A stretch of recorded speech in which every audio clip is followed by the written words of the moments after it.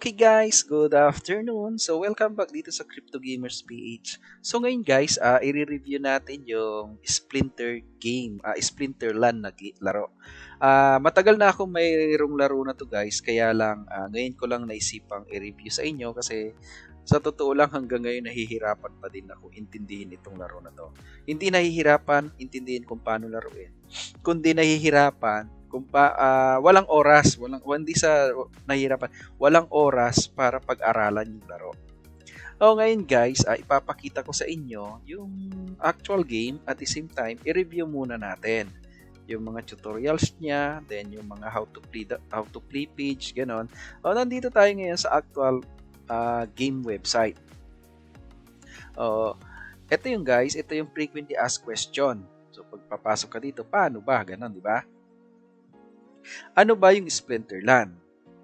Splinterland is a digital, collectible card games built on blockchain technology. It is similar in concept to games like Magic the Gathering and Hearthstone, where you build up a collection of cards which all have various different stats and abilities, and use them to battle other players in skill-based matches.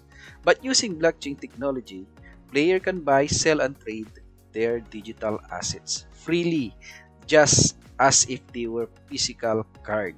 And all transactions are recorded publicly and immutably.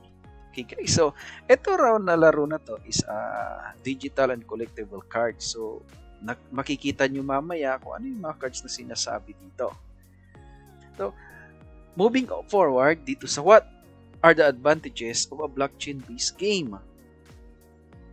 Pasensya na kayo guys, di ko na mahanap yung white paper nito. But anyway, itong game na to medyo hindi ko masabing matagal na pero nag-i-evolve na siya. Marami na naglalaro nito. I don't think baka huli na ako nag-review pero at least for your on benefits para makita nyo naman kung anong Splinterland para sa site natin. What are the advantages of a blockchain-based game? In card like Magic the Gathering, Pokemon, and Yu-Gi-Oh, you had physical cards which you could trade and sell freely. Once game went digital, with titles like Hearthstone, player lost the ability and the card were locked into the game and each player's account. Through the use of blockchain technology, we can now have the best of both worlds where players can buy. So, ibig sabihin guys, alam mo yung parang card trading, pwede kang magbenta, pwede kang bumili ng mga cards using also their website. Okay, so i-minimize natin to. Moving forward dito sa can the blockchain handle the game like this? Yes, of course. So, kayo na magbasa nito guys para hindi na masyadong humaba yung ano natin, yung tawag dito yung review natin. Okay? So what is the summoner spell? Ito yung summoner guys. Mamaya makikita nyo paanong gamit ng summoner. This Splinterland is free to play. However, in order to earn real valued book rewards and unlock the full potential of blockchain-based gaming, players are required to obtain the summoner spell book. So ibig sabihin guys, pag mag-i-start ka dito, free to play siya. Makakapaglaro ka ng libre. Kaya lang syempre, pag libre, hindi ka naman basta-basta kikita ng malaki, di ba? Ngayon, kung gusto mong kumita raw, pwede ka raw kumuha ng Summoner Spell Book. Ibig sabihin yan yung parang starting point mo. So, the Summoner Spell Book can be purchased in the in-game shop for $10. You can pay it via PayPal or various cryptocurrency.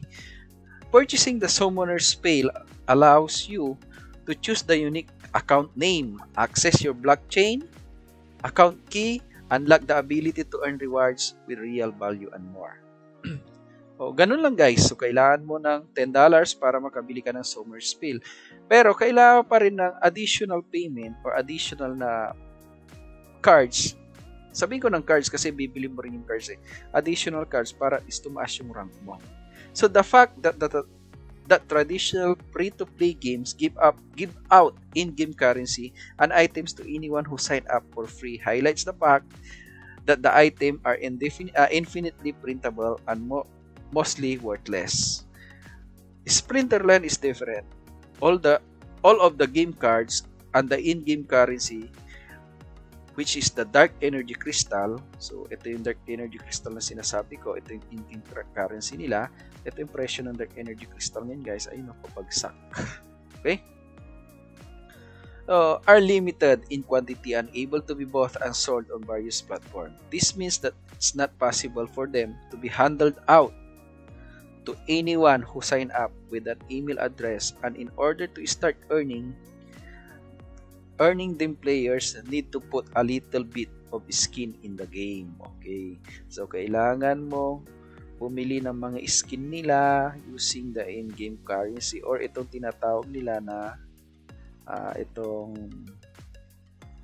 coins nila. So 1,000 is equal to $1. Yan yung spellbook somewhere guys. Is there support for mobile device? Yes, definitely they have the support for mobile device.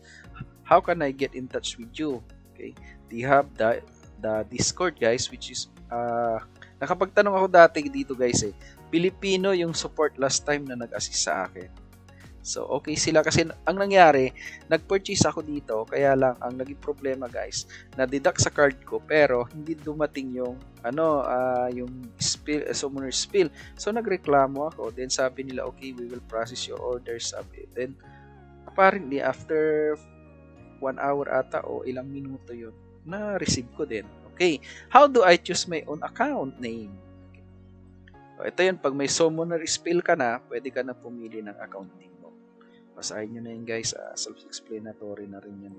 How can I change my account name? Palitan mo yung account name mo. How can I use my Splinter account into other application? Ito, huwag na natin pakialaman to kasi basahin nyo na ito guys Kayo na magbasa kasi simple lang naman yan Okay, randomness. Dito na tayo sa cards.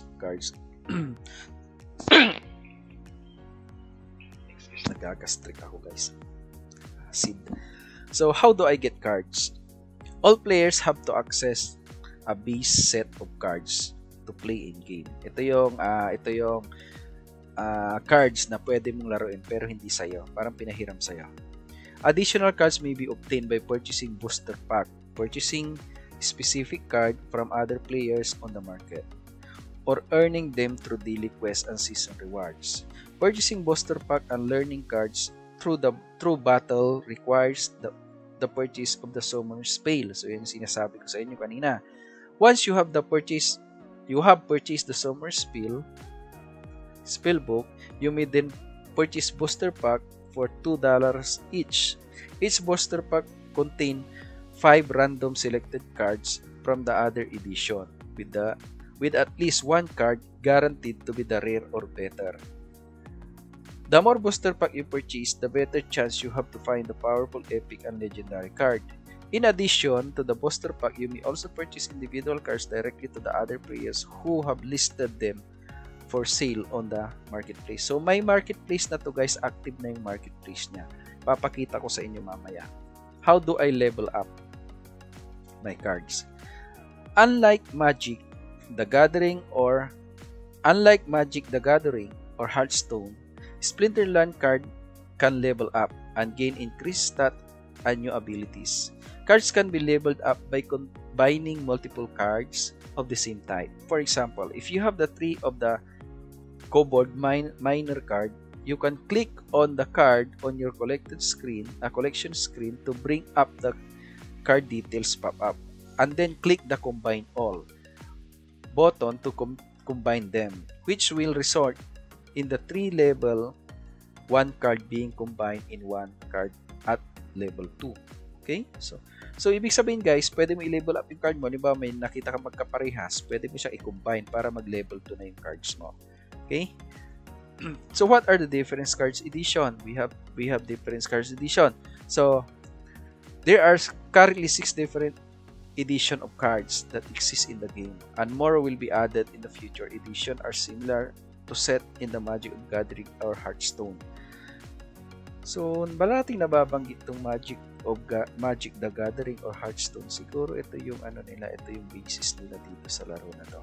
So the Alpha Edition card were sold in a limited edition 300,000 booster pack during the game Alpha pre-sale. So once the Alpha Edition pack sold, the Beta Edition card were released. The Beta Edition limited of 900,000 pack and so on na yan, guys. Okay? Para mas mapabilis tayo, hindi tayo tumagal. So, what are the gold cards? So, each card in the game has a regular version and a gold foil version. The gold foil version of the card have the same stat and ability as the regular version are no difference them to gameplay. However, they are visually different from the regular version and are much more rare.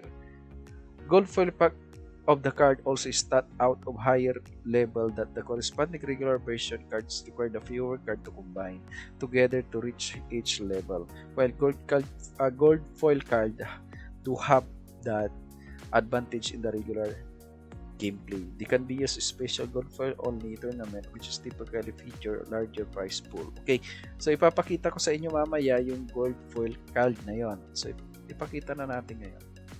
Saan ba yun? Own. So ito yung guys.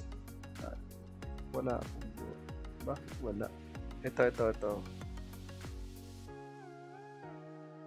Saan ba yung gold foil card ko? Tingnan natin kasi hindi ko ma-identify kung alin gold card ko, guys.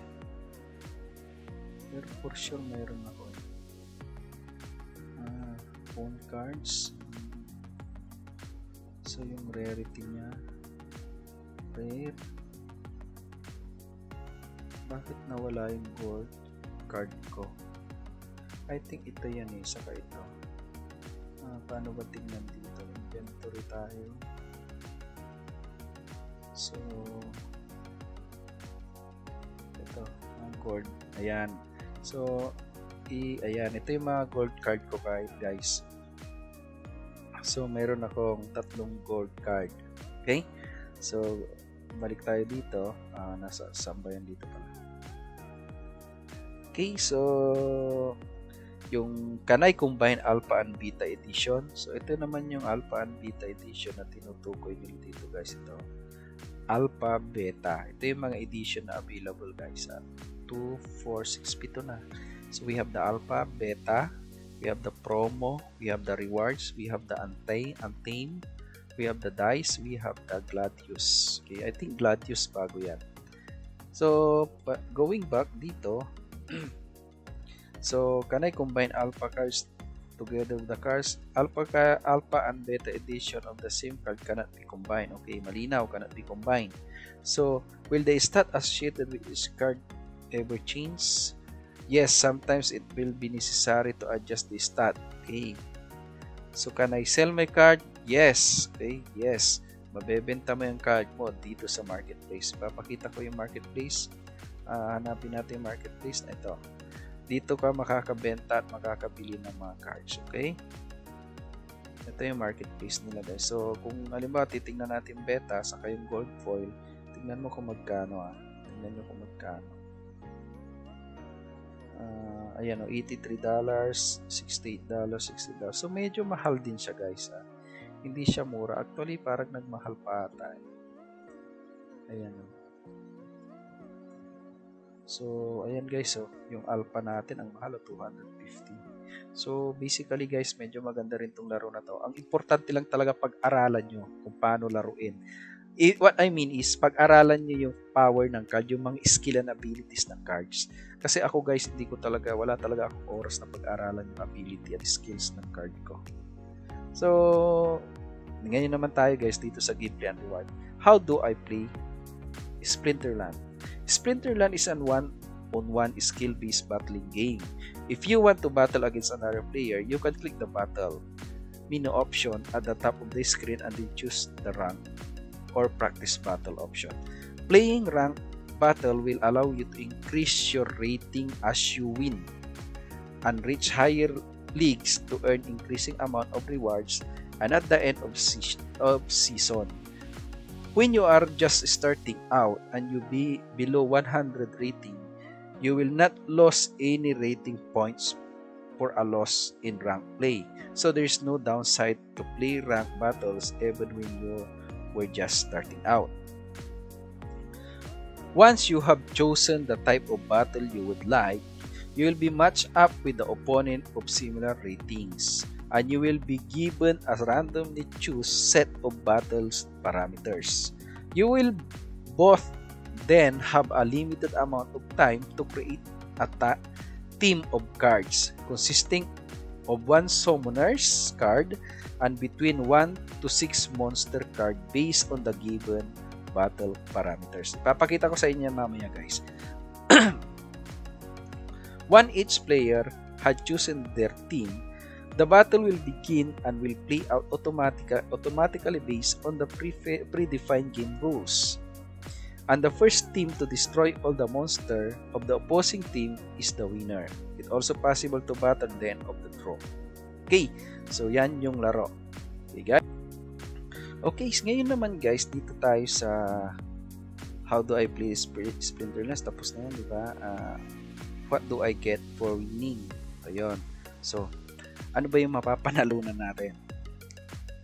Each time you win a game in a ranked play mode, your rating points will increase in proportion to the rating of your opponents.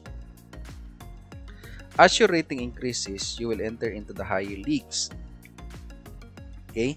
So, ano ba yung mga higher leagues? Mamaya ipapakita ko rin sa inyo. With unlock higher level cards and larger rewards. Additionally, if you win 3 or more games in a row, you will receive a 2 times bonus of your rating increase for being a winning stake. So, maganda rin pala to guys. Actually ngayon ko lang to binasa para sa inyo. Ngayon ko lang to pinag-aaralan. Siguro mga 2 buwan na tong game na to sa akin or 3 months na. Kaya lang, wala kasi ako ka-interest guys na pag-aralan yung skill ng mga cards kasi ang dami. So you can receive rewards for completing daily quests and for achieving higher leagues each season. The higher rating, the more loot cheese you'll receive for daily quests and at the end of each season. Loot chests may contain various items including deck or the dark energy crystal, potion, and special cards from the reward edition. This card can only be obtained through in-game reward or via purchase on the market from other players who have obtained them through the in-game rewards. Another way to earn rewards is by playing in tournament where player can compete to win a share of the total prize pool. Splinterland sponsor multiple tournaments every day worth thousands of USD in prize in total every week. But tournaments are open for anyone to run and put up any type of prize they want. Be sure to check out the tournaments page to see what the next tournament starts. Okay guys, so ipakita ko sa inyo yung daily quest, then yung rank. Okay, saan ba yan? Dito tayo sa battle. Okay. Ito yung daily quest na sinasabi nila guys. Dito naman sa league, ito yung details league natin. So each league guys, tataas ka. So ang current league ko is Nubit, so pinakamababa. So pagkapunta mo dito sa bronze, tataas ka na yan. Pero dapat yung power mo mataas din. So ito yung power na sinasabi quest. Nasaan ba yung power ko dito? Play power. Hindi ko makita. Okay, tingnan natin dito. Wala, hindi ko makita yung power natin. Nasaan ba yun? Wala, hindi ko makita guys. So ito naman yung mga rank na sinasabi nila. Okay. Open natin to. Ayan. So challenge, how to play, practice. So ito yung rank. Patay tayo, hindi natin makita. So paano ba to? League, detail quest, details of player. Ito kasi ako, ito yung top battle. Okay. So leaderboard, last season. Okay, nag-loading, patay tayo niyan. So yung pinakataas natin is rank. So nakikita natin kasi yung power ito guys, 0 power. So battle log, hindi ko alam paano tingnan yung power. Nasaan ba yan? But anyway, tingnan na lang natin mamaya baka mahagilap natin. Tingnan natin sa profile.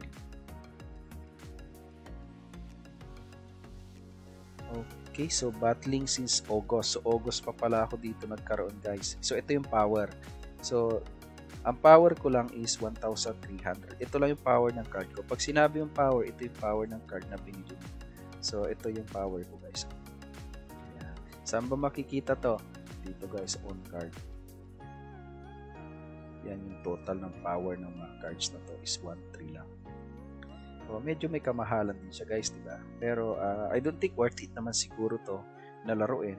Pero ang dinig ko, may kumikita ng malaki dito, guys. Pag marunong ka, magaling ka talaga. So, strategy game kasi, diba? Okay, welcome. Balik tayo dito sa frequently asked question. Ito na yan. Dito tayo. So, what are the league and season? Automatic na yan. Alam nyo na yan. How do I complete the daily quest? Of course, laruin mo, di ba? Okay. Dark Energy Crystal. So, what is Dark Energy Crystal? Dark Energy Crystal are the official in-game currency of Splinterland. You can earn them in various different ways in the game, and they can be used to purchase all sort of different items and boost that can help you rise to the top of the leaderboard. Click the Dark Energy Crystal balance on the top of the screen to see the more details. So, ito yan. Ayan. Click mo raw to more details. Okay, bahala na kayo tumingin dyan, ano? Okay, how do I get the Dark Energy Crystal? Okay, there are two ways to obtain Dark Energy Crystal through the game. First, you can convert an unusual card into your collection into Dark Energy Crystal by checking the box next to the card you want to convert and click on the Dark Energy Crystal icon. Higher level card will convert it to more deck than lower level card. As will high rarity and gold foil card will convert a significantly more deck than the regular version. So there is also a bonus from for Alpha and Promo edition cards. Second, the second way to obtain the Dark Energy Crystal is by winning the rank battle. Each player will earn a portion of the current deck reward pool for each rank battle win in the proportion of their ratings. Rating. Yes tayo. Players with a higher rating will earn significantly more deck for each win than players with a lower rating. The amount of deck earned for each win will depend on the player current Dark Energy Capture Rate or ECR. So, current energy capture rate. So, more on that below. The use of Alpha Edition or Gold Card Battle also provides a bonus to the amount of deck rewards. Okay. So, ganun lang, guys. Una, pwede mo rin i-convert yung mga cards mo. Pangalawa, sa laro. What is the energy capture rate? So, in order to predict bots or player who can play 24/7 for earning an outsized portion of deck reward pool, the deck that can be earned with each win is limited by the player energy capture rate. So the ECR is that of at 100% for all players and it reduced by 1% after each rank battle. Okay, so ibig sabihin, guys, itong ECR, pwede kang maglaro up to 100 times. Magde-deduct yung 100%, so mababawasan ng 1% each game. So the amount of deck earned for the win is multiplied by player's current ECR. So if your player ECR is 50%, then will earn exactly half of the deck that they would have if their ECR was at 100%. Each player ECR automatically regenerates over time at the rate of 25% every day. Okay? So medyo stricto rin pala yung nila, paano nila i-control yung game.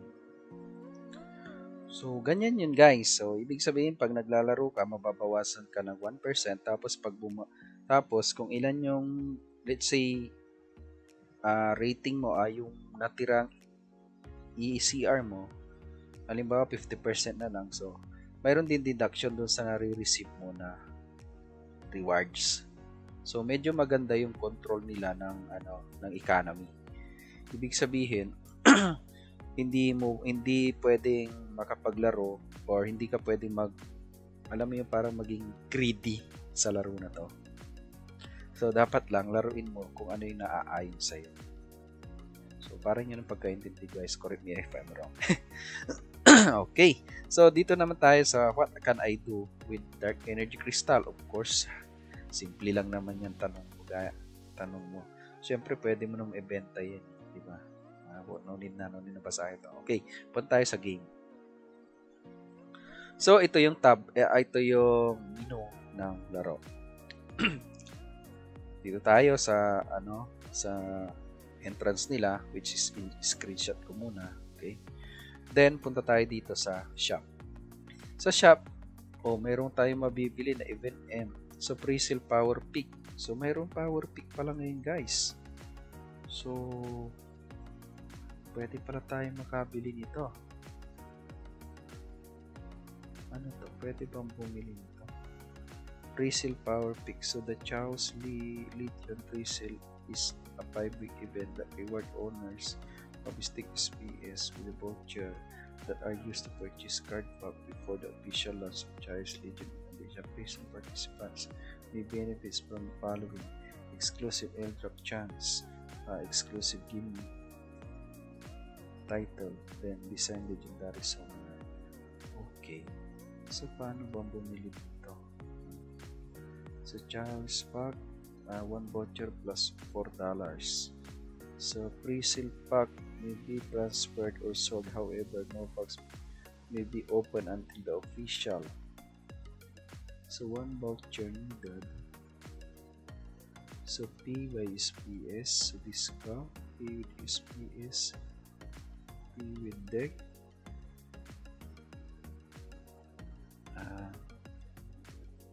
So ano tayo sa P with deck?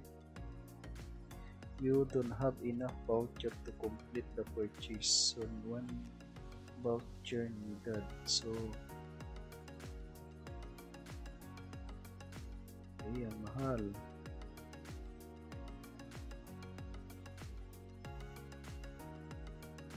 Paano? Okay, balikan ko yan mamaya, guys. Balikan natin yan. Try natin bumili ng konti.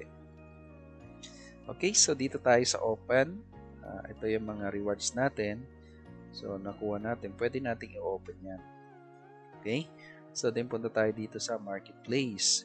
So, which is, ito yung mga trading platform nila. Pwede kang bumili at magbenta. So, kung makikita nyo, yan yung mga presyo ng cards. Yung mga lower rarity. Pero kung titingnan natin yung mga higher rarity, mahal din siya, guys, lalo na yung gold foil. Ayan, 250. Okay? So, explore nyo lang ito. Then, each card, guys, click nyo yan, makikita nyo yung statistic niya. Saan ba yun? Paano? Ito yung cards yan. Stat. Ayan. Okay? So, ito yung lore niya, kung ano yung power dito. Okay? Stat, for rent, for sale cards. Okay, so ganun lang, guys. Then punta tayo dito sa mga cards. So pag sinabing cards dito, ito na yung cards na hawak mo. So ito yung elements. So anong rarity? So maa-arrange siya into rarity, pataas. Ito yung mga own, kung ano yung mga cards na available sa'yo. Mayroon ba akong ni-rent out? Wala. Mayroon ba akong ni-rent? Wala. Ito yung playable. Ito yung pag alimbawa, guys, nag-register ka tapos yung free ang kinuha mo, ito yung mga cards na magagamit mo for free. Pero hindi ito sa'yo, pinahiram lang sa'yo yan, guys, ha? Remember, di mo yun mabebenta.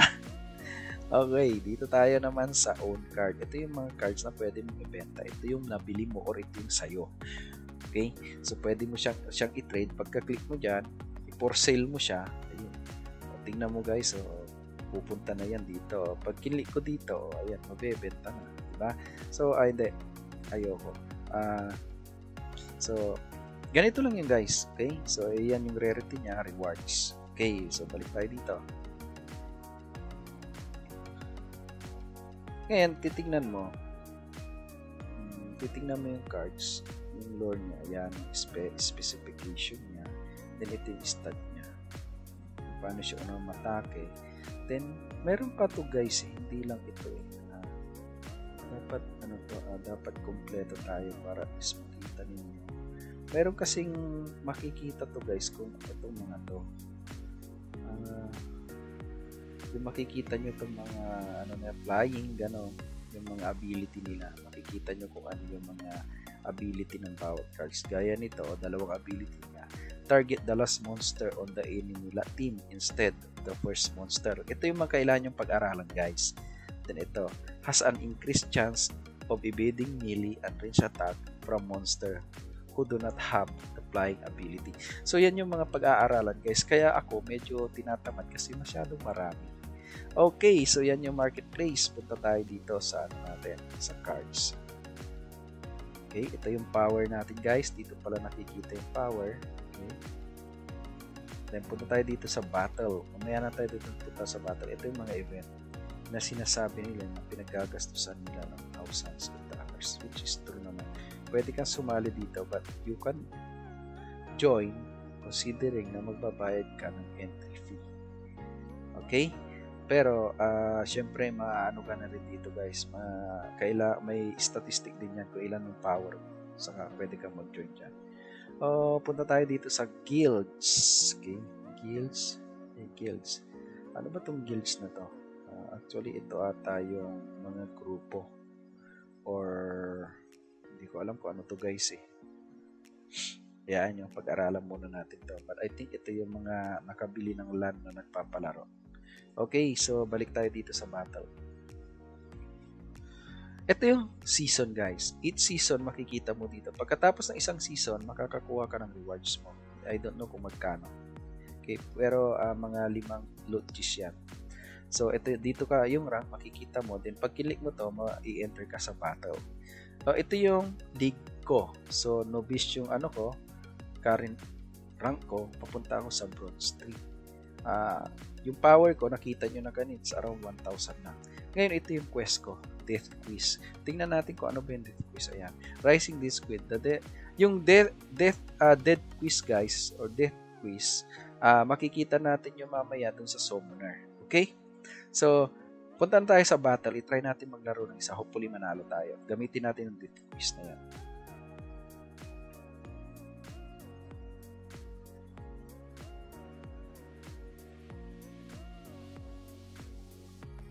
Okay, create our team. So, 14 lang yung mana natin. So, ito yung mana guys. Dapat hindi lumagpas yung mana dito.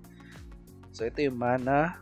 Okay, una punta muna tayo yung Summoner. Ito yung Summoner natin. So, kukunin natin yung Summoner na Death. Ngayon, ito yung mana natin. Ito yung buhay. Ito yung mga attacks. Ito rin yung shield. Okay? Ngayon, ano ba yung kukunin natin first? Kailangan natin ng healer. Ito. Then, ito, Death Experimental. So, sumobra na tayo guys. Ito yung problema, sumobra na tayo. Ngayon, hanap tayo ng kaparehas niya. Ayun.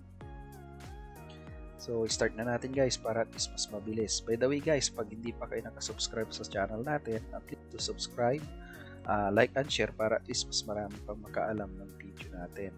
Para at least mas marami tayong kumita dito sa mga larong NFT. Especially dito sa Splinterlands. Okay. Let's start the game. It's ready to rumble.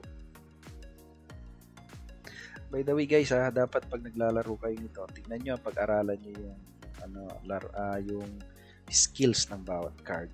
Madali lang naman, kailangan lang talaga ng enough time. Pero alam nyo na tayo, medyo marami kasi ginagawa, medyo busy, kaya wala tayong time para pag-aralan maigi. Pero hopefully in due time, mapag-aralan ko to kasi gusto ko naman tumaas yung rank ko dito guys. Don't forget guys itong game na to is free to play. Pero syempre, pag free to play, maliit lang kikitain mo. Kailangan mo pa rin bumili ng cards or Summoner's Spell na tinatawag nila. Wow. Ewan ko, sana manalo tayo.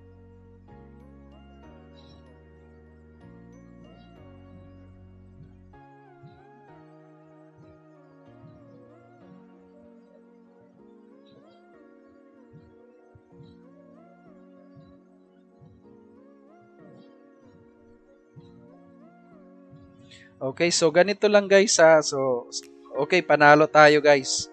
Okay, so panalo tayo. Ayan o. Hindi pa tayo nakakakuha ng deck kasi kailangan na yung umabot dito sa Bronze 2 League. Okay? Yung league kasi natin, ano pa, nandito pa sa Bronze 3. So, medyo malayo-layo pa.